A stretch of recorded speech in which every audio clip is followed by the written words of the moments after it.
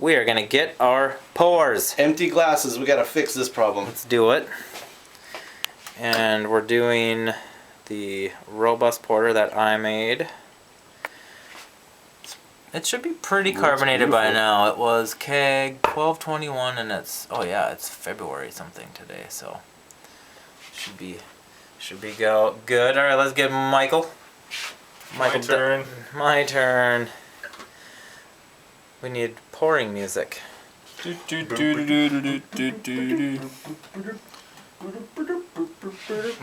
lovely. Listen to that acoustical jam. Feels like a blooper. Welcome to a blooper video. We have special guests. Once again, Michael Dawson. Cheers. Yet again, Chip Walton. Chip Walton.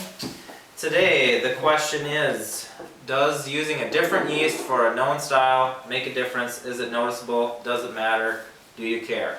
What I have is a robust porter that is based on a Michael Dawson recipe, which I will link to his video of tasting his beer. So that's kind of fun. And it's a similar gravity. Mine was 1065, his was 1058.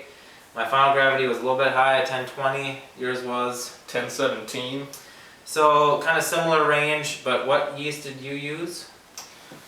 I used BRY 97. Is it an ale yeast? It is an ale yeast. It's Is a it, West Coast ale yeast. Is it supposed to be a fairly clean yeast? Off clean. Off clean. In my experience, like a little bit of Eggshell white? character. Eggshell white. Okay. Seafoam. I used the California lager yeast, so the steam beer yeast. So it is a lager yeast, but you ferment it warmer than other lager strains. So the question is, when you're talking about robust porters, according to Jamil and John Palmer, it's supposed to be roasty, complex, and rich. A fair amount of roasted character full of coffee and chocolate. Should also have some bread and caramel flavors, and you should have a firm hop bitterness. You can have a portion of malt sweetness, but again, the roasted grains and the hops are going to give you definitely a noticeable bitterness. So normally you would use a clean neutral yeast, and so a lager yeast to me, for the most part, sounds clean and neutral in general. So it's just sort of a question of, does it make a difference? Like, I'm just kind of asking you to go by memory, and obviously it's a different beer, but you could easily get characteristics from an ale yeast in a robust porter that you might like that maybe you don't get from a lager yeast. I actually killed the last of that batch just a couple weeks ago, so I apologize for missing the opportunity to do a side by side. It's my fault. I didn't ask him. What I remember from mine was that the edges on it were rougher. And I don't know if this is a function of the lager yeast or the higher final gravity in this one, but the roast malt bitterness and acidity seems smoother. The hop bitterness is a little more laid back than in the ale version that I did. So this is a little smoother, a little laid back, and then the gravity, the higher gravity will definitely do that. Mask, some more of those edges. What I did for mine, Don, was 80% domestic pale malt, and then 5% each pale chocolate, black patent, English dark crystal, and carafoam. You could use carapils too, just for the body and the texture. I had carafoam on hand, so that's what I used. And then a single addition of high alpha bittering hops at the start of the boil to about 34 or 35 IBU.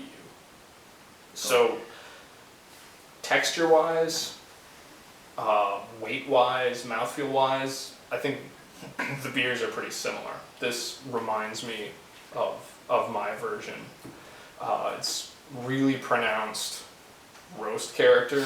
There's some good supporting caramel character, some kind of dark fruit flavors from that, and hop bitterness, but without any hop flavor, and a really clean overall profile. I remember sampling yours and thinking it was so nice, and I feel like in memory there's it could be the grains. I feel like Why I did you have go a with the- little. why did you go with I the feel Munich? like I have a little more of an acrid taste than I remember yours having. But that's just having tried it once, however many months ago. I don't know if you would think that that's true or not.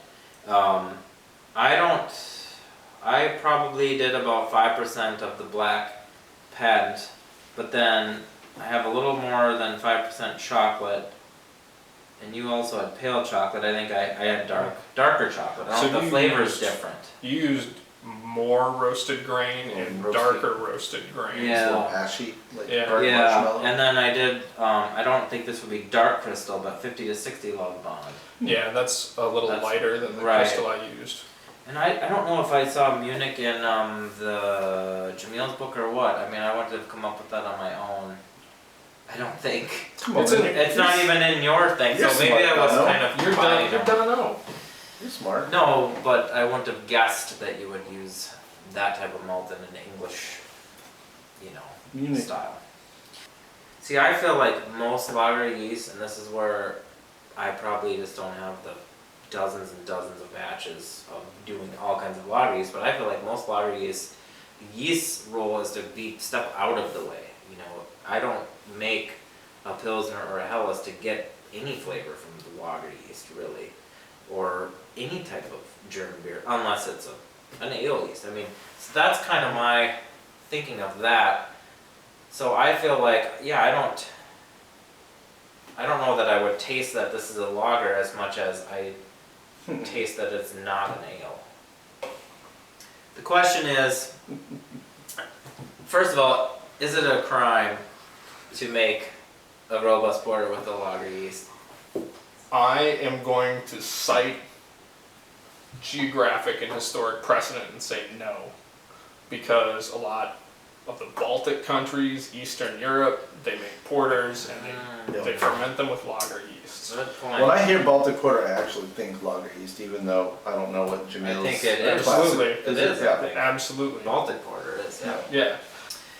Man, this is good. It is good. My It's really kind good. of point of doing this video and doing beers like this is to say, hey, after you brew for some time, you're brewing lots of batches, you enjoy it, you want to experiment, you want to try different things, guess what? Almost all the time, something you're going to make, it's still going to be good.